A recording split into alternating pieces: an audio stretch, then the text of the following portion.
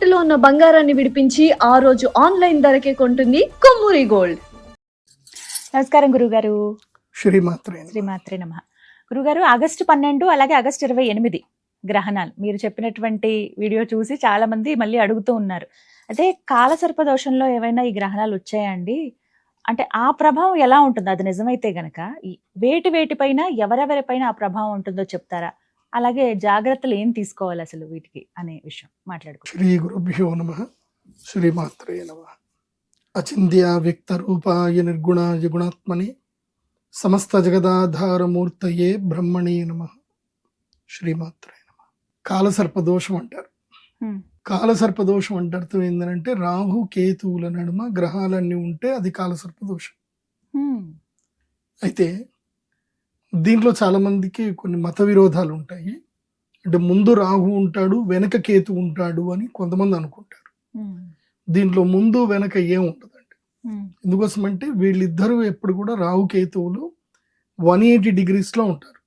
అంటే ఒక బ్యాంగిల్లో తీసుకుంటే ఇలా సగం, అంటే సగం ఎప్పుడు వీళ్ళిద్దరూ 180 degrees అపోజిట్ లోనే ఉంటారు.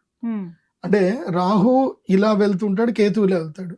దీంట్లో ఎవరు ముందు ఎవరు వెనుక ఎట్లా అనుకుంటారు? ఎవరు తెలియదు కదా. ఇద్దరు 180 degrees లోనే వెళ్తా ఉంటారు. ఈయన ఇది ఇటు వెళ్తుందని ఇది ఇటు వెళ్తున్నట్టే, ఇది ఇటు వెళ్తుందని ఇది ఇటు వెళ్తున్నట్టే. సో ఎవరు ముందు ఎవరు వెనక అని చెప్పడానికి ఉండదు. కాబట్టి దీంట్లో రాహు కేతు నడుమ అంటే ఈ 180 degrees లోపల ఇటు కాకుండా పూర్తిగా ఎటువైపు ఒకవైపు అయితే కేతువుకి రాహుకి మధ్యలో గాని రాహుకి కేతువుల మధ్యలో గాని ఎక్కడైనా సరే 180 degrees లోపల మిగతా గ్రహాలన్నీ కూడా ఉంటే అది కాలసర్ప దోషం. చాలా మంది అగ్రే రాహు పృష్ఠే కేతు అంటారు. దాంట్లో పృష్ఠకేతు ఉండదు, అగ్ర రాహు ఉండదు. రాహుకి కేతు పృష్ఠం అని చెప్పలేం, కేతువుకి రాహు పృష్ఠం అని చెప్పలేం. ఎందుకోసం అంటే రెండు 180 degrees లోనే ఉంటాయి. కాబట్టి ఏది ముందు ఏది వెనక అని చెప్పడానికి ఉండదు. అది బాగా గుర్తుపెట్టుకోవాలి.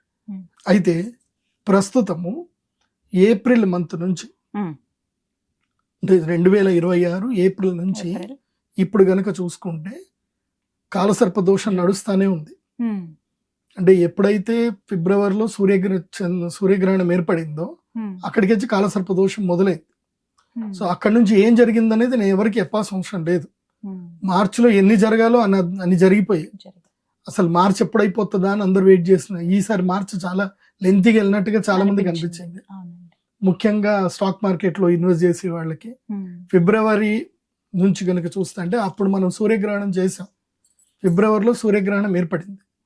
అప్పటి నుంచి కనుక నేను చెప్పాను గ్రహణాత్ గ్రహణ పర్యంతం, అప్పుడు గ్రహణం జరిగింది కాబట్టి ఇప్పుడు మళ్ళీ గ్రహణం వచ్చేంత వరకు అంటే ఆగస్టు 28వ తారీఖు చంద్రగ్రహణం, ఆగస్టు 12వ తారీఖు సూర్యగ్రహణం.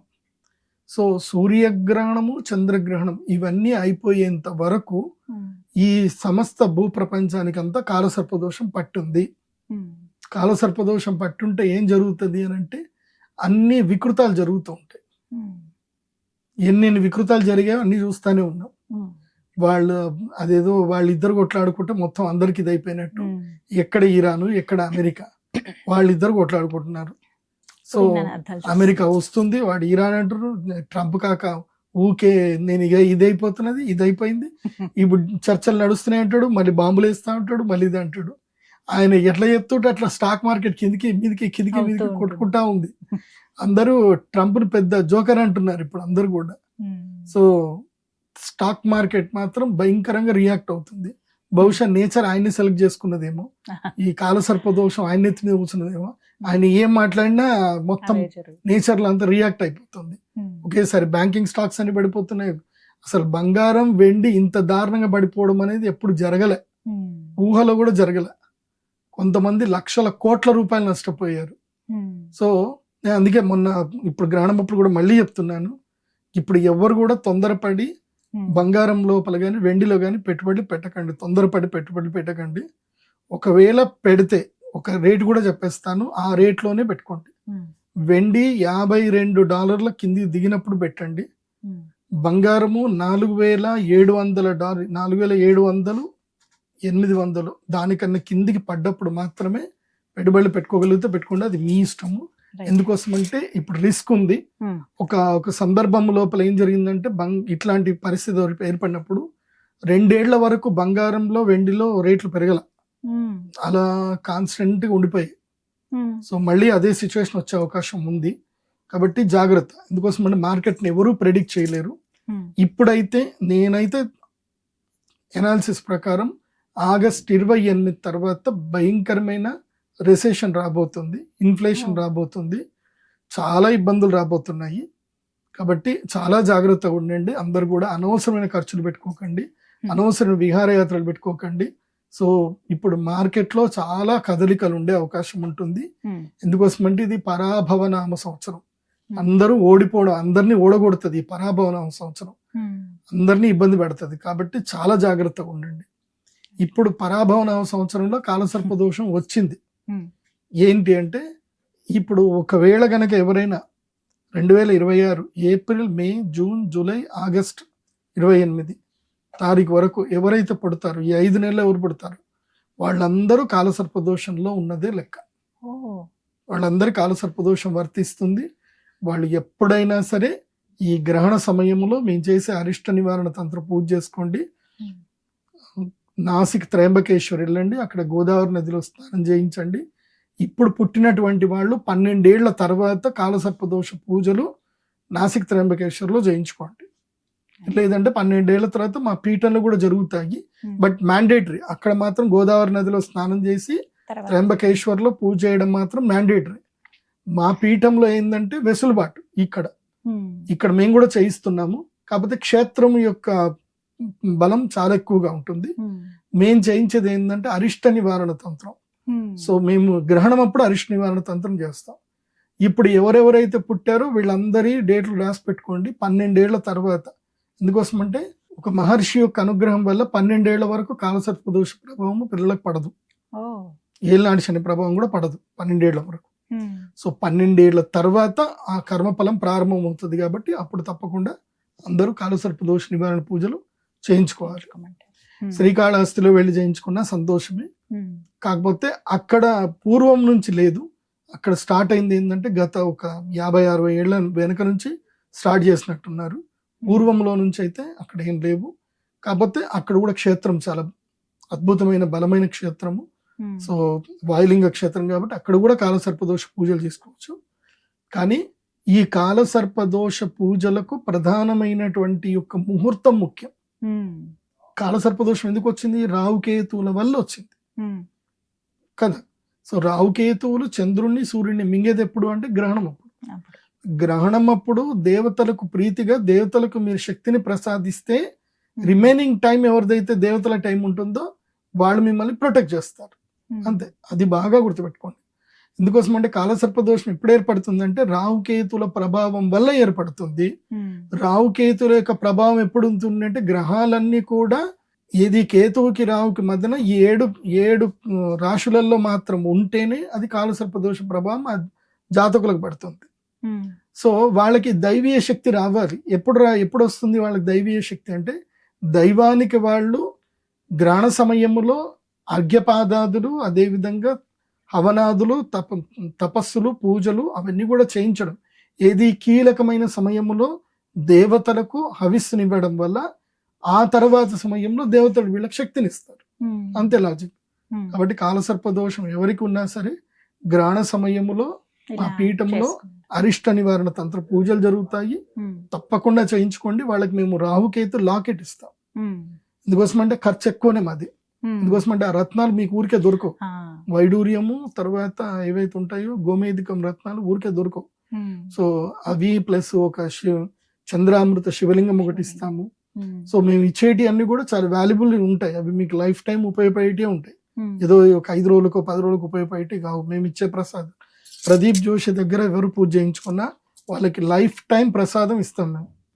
ఏదో ఒక అరటిపండు ఒక మామిడి పండు ఇచ్చి ఒక 2 ఖర్జూరాలు ఇచ్చు తినండి అయిపోతుంది అట్లా కాదు. మేము ఇచ్చేటి అన్ని కూడా లైఫ్ టైంకి ఇస్తాను.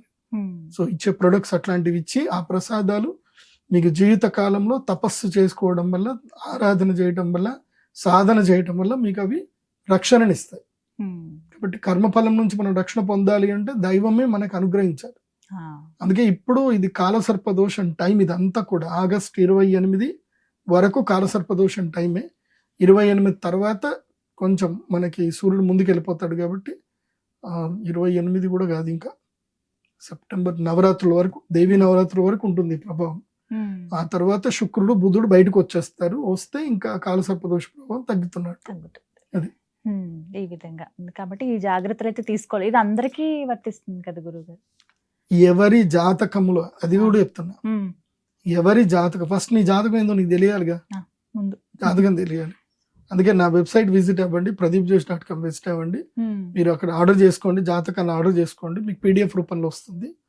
వచ్చినప్పుడు మీ జాతకంలో చూసుకోండి, చూసుకొని అక్కడ మీరు మీ కుండలిలో రాహువు కేతువు వెనక గాని నడుము గాని మొత్తం అన్ని గ్రహాలు ఉండాలి. అంటే 7 బాక్సులు ఖాళీ ఉండాలి, మిగతా 7 బాక్సుల్లో రాహు కేతువులు ఉండాలి, మిగతా అన్ని గ్రహాలు ఉండాలి. సో 7 బాక్సులు కనుక ఖాళీ ఉన్నాయి అనుకోండి, అంటే లగ్నం పనికిరాదు, లగ్నం వదిలేయాలి. 7 బాక్సుల్లోనూ చంద్రుడితో సహా అన్ని గ్రహాలు కనుక ఉన్నాయనుకోండి, మీరు కాలసర్ప దోషంలో పుట్టినట్టే లెక్క. లేదు మీకు అది అర్థం కాలేదు అనుకోండి, ఎవరైనా అయ్యగారిని జ్యోతిష్య పండితుల్ని కన్సల్ట్ అవ్వండి.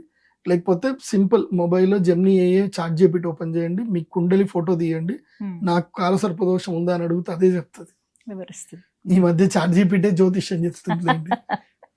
కాబట్టి అలా అయినా కూడా తెలుసుకోవచ్చు, జాగ్రత్తలు. కానీ జ్యోతిష్య పండితుడినే సంప్రదించాలి. నేనేం చెప్తున్నాను, పౌరోహిత్యుడు వేరు, జ్యోతిష్యుడు వేరు. పౌరోహితుడు పురమునకు హితం కలిగించడానికి మంత్రశాస్త్రం నేర్చుకున్న వ్యక్తి కాబట్టి అతనికి బేసిక్ నాలెడ్జ్ ఉంటుంది, ఉండదని చెప్పను. పెళ్లి ముహూర్తాలు పెట్టవచ్చు, చూస్తారు, ఏదో నక్షత్రం పెట్టి వాళ్ళు జాతకాలు రాస్తారు, నేర్చుకొని చేయడం వేరు. కానీ దైవజ్ఞుడు జ్యోతిష్యుడు అనేటువంటి వాడు ఎవరు అని అంటే బృహత్ సంహిత అనే గ్రంథంలో దైవజ్ఞ లక్షణాధ్యాయంలో చెప్తారు. సో అతను ఎక్కడ ఉన్నా సరే కాలాన్ని, శాస్త్రాన్ని పూర్తిగా పసిగట్టగలగాలి, అంటే పరిపూర్ణమైన జ్ఞానం ఉండాలి. స్వతంత్రాశ్చర్యోత్పాదిత ప్రతిపాదన పటువు అని కొన్ని శాస్త్రాలు చెప్తాయి, దానిలో చాలా బాగా చెప్తారు. జ్యోతిష్ శాస్త్ర పండితుడికి నక్షత్ర విజ్ఞానం ఉండాలి. అంటే ఎక్కడైనా సరే అర్ధరాత్రి నువ్వు నిల్చుంటే నువ్వు ఎక్కడున్నావు అని ఇట్లా చూసి నువ్వు ఏ లాంగిట్యూడ్ లాటిట్యూడ్ లో ఉన్నావు కూడా చెప్పగలగాలి. ఆకాశంలో నక్షత్రాలు చూసి ఇప్పుడు ఏ లగ్నం ఉదయిస్తుంది, చంద్రుడు ఇప్పుడు ఏ రాశిలో ఉన్నాడు, ఏ లగ్నం అస్తమిస్తుంది అని ఆకాశంలో చూసి చెప్పగలగాలి. అలా చెప్తేనే అతను దైవజ్ఞుడు అవుతాడు. సో అందరూ దైవజ్ఞులు కారు, అందరు జ్యోతిష్యులు కారు. జ్యోతిష్యులో ప్రాథమిక నాలెడ్జ్ ఉండడం వేరు, జ్యోతిష్యంలో దైవజ్ఞత్వం రావడం వేరు. జ్యోతిష్యుడు, దైవజ్ఞుడు అన్ని వేరు వేరే ఒక స్థాయిలు ఉంటాయి. ఆ స్థాయిలకు రాకుండా అందరికి జాతకం చెప్పకూడదు. ఇంకోటి, జ్యోతిష్యము జాతకం చెప్పేటువంటి వ్యక్తికి కూడా ఆ కర్మఫలం పాపం అంటుతుంది. దానికి తగ్గట్టుగా దైవోపాసన కూడా చేసుకోగలగాలి. అండ్ ఆ చెప్పేటువంటి విచక్షణ రావాలి, అనుభవం రావాలి.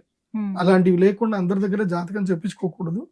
కాబట్టి జ్యోతిష్యం చెప్పించుకునేది ఉంటే పర్ఫెక్ట్ ఆస్ట్రాలజర్, సర్టిఫైడ్, అన్ని బాగా తెలిసిన జ్యోతిష్యుడి దగ్గరికే వెళ్ళండి. పంచాంగకర్తల దగ్గర కూడా వెళ్ళొచ్చు. వాళ్ళు జ్యోతిష్యులు, వాళ్ళు దైవజ్ఞులు, వాళ్ళ జ్ఞానం ఉంటుంది. పంచాంగకర్తల దగ్గరికి వెళ్ళి చెప్పించుకోవచ్చు, వాళ్ళు మంచి జ్ఞానం ఉన్నటువంటి వాడు. అందుకోసం అంటే అందరికి నేను ఒక్కడే చెప్పలేను, అది నా స్వార్థం అవుతుంది. అట్లా కాదు, నేను చెప్పేది ఏంటంటే నీకు అందుబాటులో ఉన్నటువంటి వాళ్ళు, అయ్యగారులు వేరు, పౌరోహితులు వేరు, జ్యోతిష్యులు వేరు. వాళ్ళ డిఫరెన్సియేషన్ చూసుకొని వెళ్ళి వాళ్ళని అడగండి. లేదంటే మిడిమిడి జ్ఞానంతో మీకు అనవసరంగా అవి ఇవి చెప్పి శాస్త్రం మీద అవమానాలు ఎదురవుతాయి. శాస్త్రం మీద చాలా మందికి ఉన్న గౌరవం పోతుంది. కాబట్టి మిడిమిడి జ్ఞానం ఉన్న వాళ్ళ దగ్గరికి వెళ్ళకండి. ఇది కాలసర్ప దోష సమయమే. ఇప్పుడు ఎవ్వరికి పిల్లలు పుట్టినా నోట్ చేసుకోండి, తప్పకుండా జాతకం తీసి పెట్టుకోండి. ఈ 2026లో పుట్టినటువంటి పిల్లల జాతకాలు తప్పకుండా జ్యోతిష్యుడి దగ్గర చెప్పించుకోవాల్సిందే. ఎందుకోసమంటే ఈ డ్యూరేషన్ అంతా కాలసర్ప దోష డ్యూరేషన్ లో పుట్టిన వాళ్ళు అవుతారు. అది చాలా చక్కగా వివరించారు గురుగారు. ధన్యవాదాలండి. శ్రీమాత్రే.